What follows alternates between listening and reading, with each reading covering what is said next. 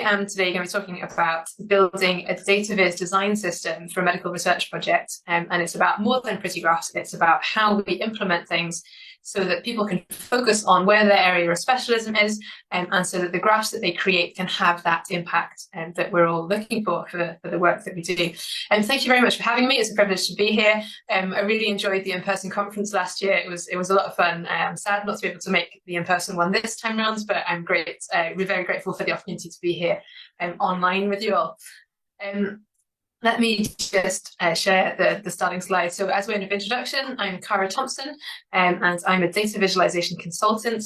And the way I ended up here was growing up with a love for patterns in music and in language, and a fascination with the human brain and how we process noise and make sense of it, and how we process visuals and make sense of it as well. Ended up taking all of that into a PhD in psychology, where I played people silly sentences and music with chords that didn't belong in the right key, and saw how the brain reacted to that, which was great fun.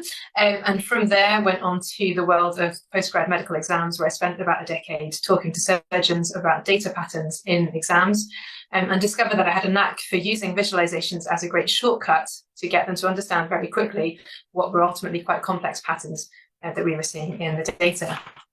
The thing that drives me in all of this is the desire to help others maximize the impact of their expertise, whether that's by making the stuff that they create more visually memorable for people, or by taking away some of the thorns and thistles of everyday work, and automating the boring stuff, so that they can focus on the stuff that really needs their expertise, rather than them spending ages faffing around in Excel with colors, which is what people sometimes end up doing. And just in case, we had some fun conversations at the conference last year. Yes, this is me. We all struggle to recognize each other from our avatars, because we all pick avatars that we're happy with. So if you've been following this space online, that's me. Now that we've migrated, well, everybody's kind of found their feet again since the great Twitter transition. I'm posting probably more on LinkedIn than I used to on Twitter. So if you want to find me there, that's what the QR code will take you to. But the other fun conversation I had last year was with Ryan, who was across from Posit. He said, the bake-off plot, that was you. I didn't realize that was you. So I realized at that point that one of my plots was more recognizable than my face, which is probably the ultimate win for somebody who's in the business of making memorable plots. But still, it was a funny conversation. So anyway, if you want to give me, this is me, and that's where you can find me. But today we're going to be talking about creating a dataviz design system and implementing it as a custom R package, so that people can go from plots that look like this, which we've all grown to know and love as kind of a startup ggplot, to plots that look like this with just 2 extra lines of code. And it's all taking away some of that trial and error in creating a plot in that design process, and making sure that you can spend the time in the way that's most valuable for you, where you will add the most impact to your research project. So this is a behind the scenes of how I went about building this. And I've talked about this before at a conference, but actually this time I've added some things in, and I ended up building some more things for the client in the process of constructing this talk. So that was good value for everybody, hopefully. And so what is a dataviz design system? The best way to think about it is a set of dataviz-friendly brand guidelines. So you want a set of colors that you're going to use, you want a set of fonts that you're going to use, and you want some simple rules that you're going to use to apply these to different things. So which font goes in the title, which one goes in the subtitle, where do you use your colors, how do you pair them with various things?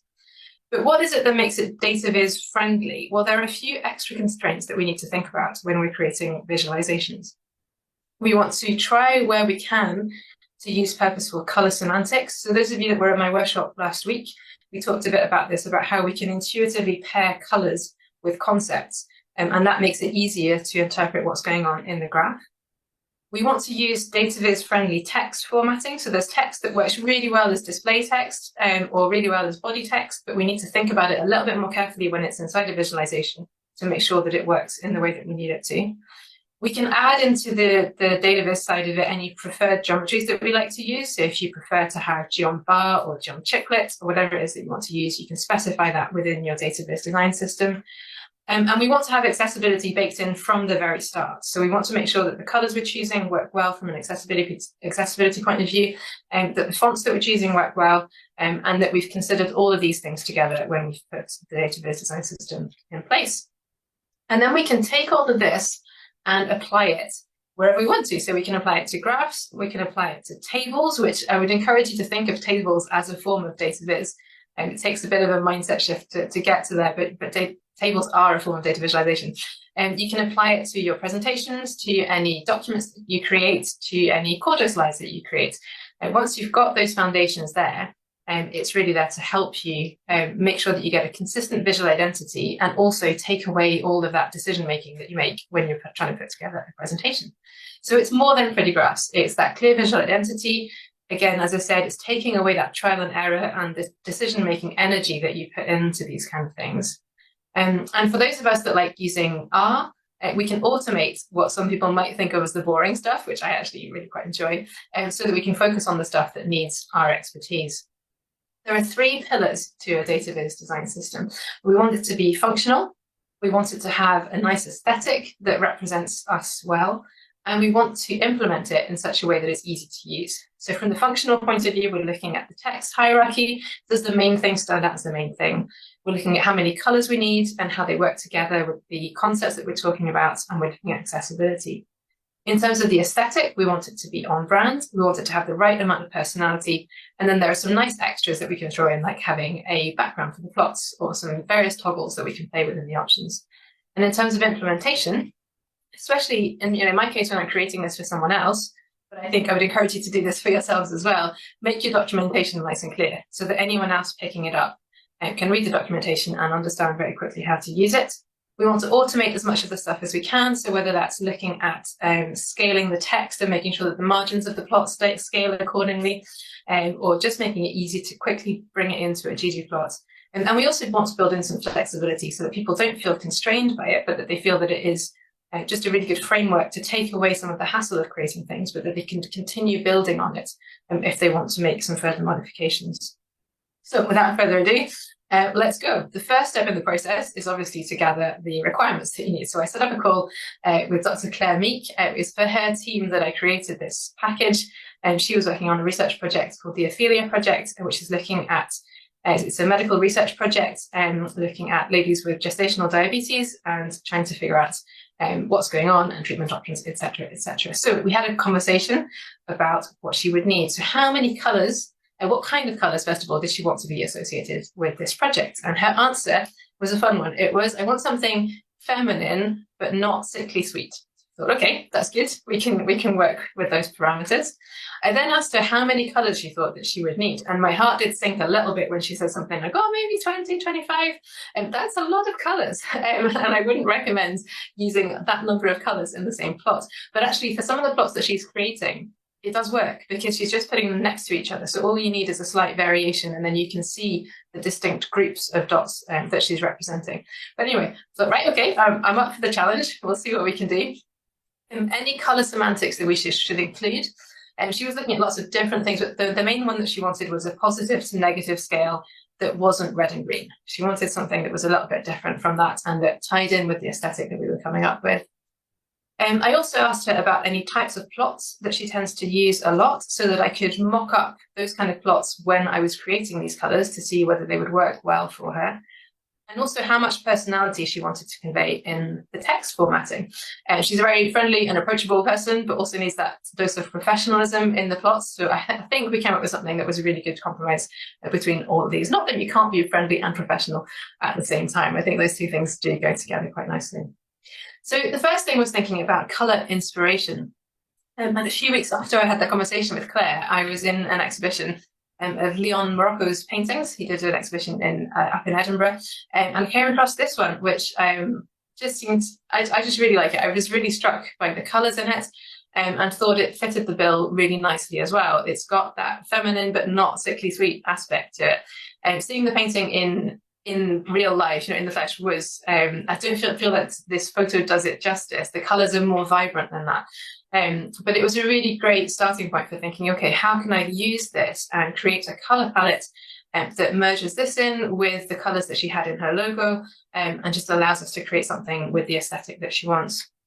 So as I tend to do, I like starting from a photo, and then I use a tool called imagecolorpicker.com. There are plenty of other tools that are similar to this to pick out some colours. I'll just do a quick demo of how that works, actually, so that you can do this at home as well if you want to. So if you copy your image and then go to the website, you can then paste your image in, and then click on various points of it, and it will give you the hex code that corresponds to the colour, which is quite a neat trick to do.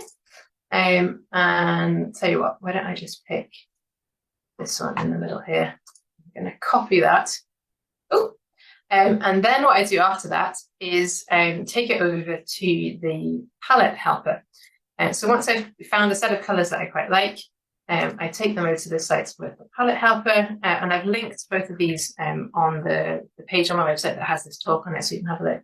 You can feed the colours in, change the colours around. Obviously, I'm only changing the middle one here. You would want to change a lot of other ones. But what's great about this tool is that you can just feed it 3 colours and say you need 9 or 10 or 32, and it will interpolate between them while also keeping an eye on colourblind simulations to make sure that it still works for people who have different types of colour vision impairment. So it's a great tool. It then creates all the hex codes that you need down here if you want to come and use them manually, but there are other ways of doing that, which we'll come back to. So this was our inspiration for the colours, and that's a quick tip for you if you want to go ahead and do something similar at home. And I fed those colours into the colour palette helper, and you see I fed 7 colours into it as anchor colours, and then I asked it for 9, and then I thought I'd push it and see what happens, and I got up to 32 that it said was still colourblind safe. So woohoo, we managed to get this challenge sorted that Claire wanted, above 20 colours. Hopefully 32 will do the trick. But I think that the key here is having a good variation in both the hue and the light and dark, so light and dark value of the colours as well, so that you can create these colour schemes that work well, and that scale in different contexts as well. Just a side note, when we think about accessibility, it's so much more than just red and green.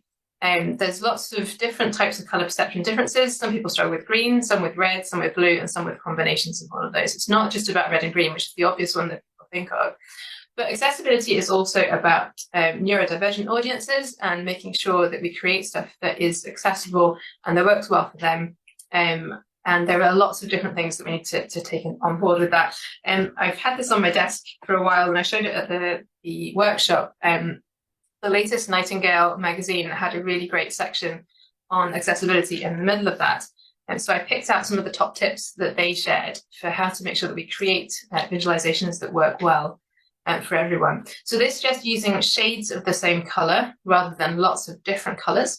And that makes a lot of sense as well if you're creating things with color semantics. It makes it easier for us to group things together.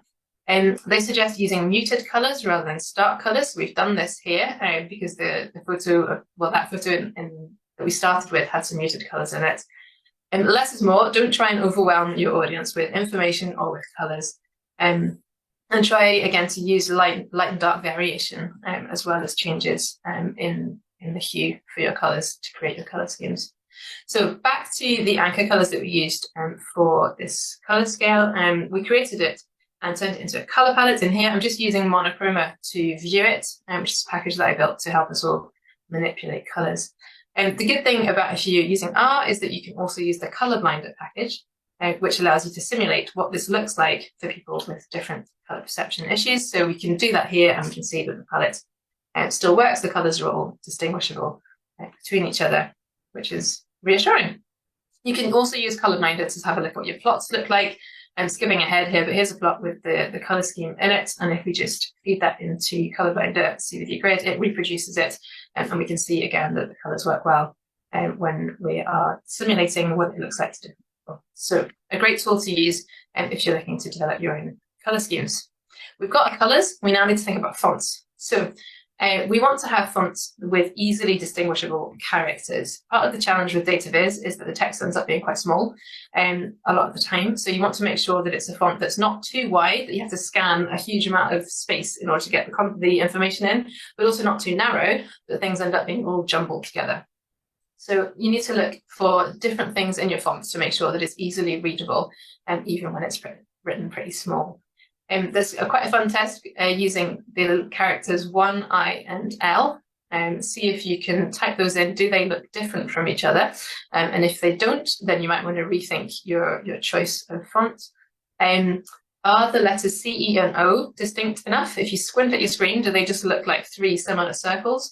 Or can you see them as being quite different? And then you're also looking for a lack of symmetry between letters. So the D and the B are not perfectly symmetrical from each other. And the Q and the P are probably slightly more symmetrical here. This is just the default font that I use for the code and the slides. In this context, I also wanted to think about letters that I knew were going to be used a lot. And I wanted to check what the numbers were going to look like, because I knew that we were going to use this fonts in dataviz, where you're going to be reporting numbers as well.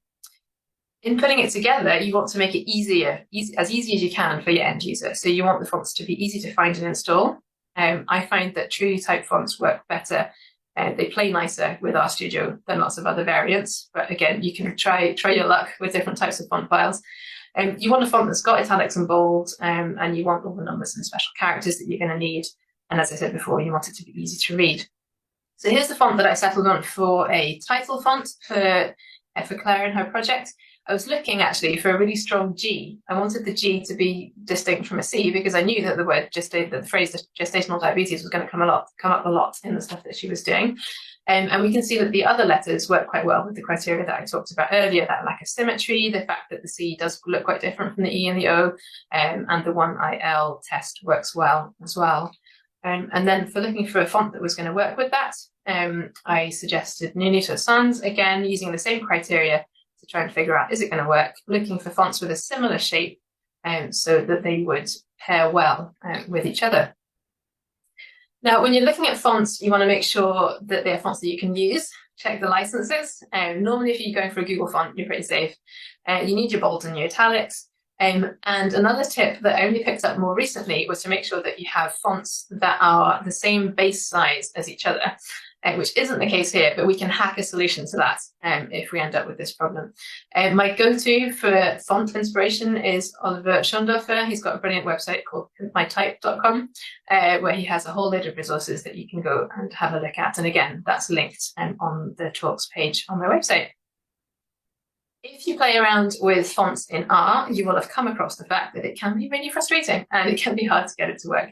The current received wisdom is to install your fonts locally, and then I tend to restart RStudio. And if you've got the system fonts package installed, that should normally have also installed the RAG package and the text shaping package. What you then want to do is make sure you set your graphics device to AGG, which is in your RStudio options, and you can see it just there. There's a little drop down that you want to click on to make that work nicely. And then I'm about to save you probably what was at least a day's worth of bashing my head against a computer. If you're doing this in our Markdown or Corto, you also need to set your graphic device at the start in your knitr options, because otherwise you'll find that your fonts work really well in your plot viewer window, but don't render inside the document. So you need to align all of these things together for your fonts to work well. But still, if you play around with fonts for long enough, you probably will end up with some point where you want to throw your computer out the window. Don't do it. There is a solution, and part of the solution is the blog post that I've linked at the bottom here by June Cho about debugging fonts in R and RStudio. An absolutely brilliant post with a whole load of ideas that you might want to explore for other things to do creatively when it comes to fonts. So we've got our fonts, we've got our colors. We now need to implement it all. So we've got the anchor colors that I showed you earlier.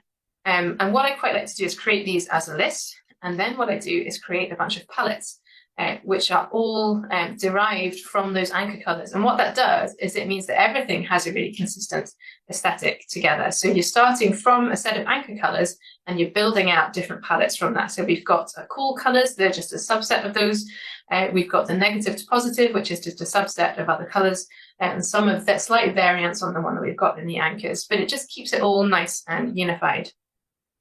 We can then feed all of this into a bespoke ggplot scale function, which then uses these ggplot color scale gradient or ggplot discrete scale functions, pulls all the colors into it and scales them appropriately. So we don't need to worry about how many colors we've got in our plot, because this will all scale appropriately.